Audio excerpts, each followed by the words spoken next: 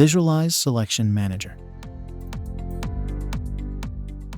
Select some area from drawing, and in TurboCAD 2023, its selection lags or blinks as rotated, but in TurboCAD 2024 it does not.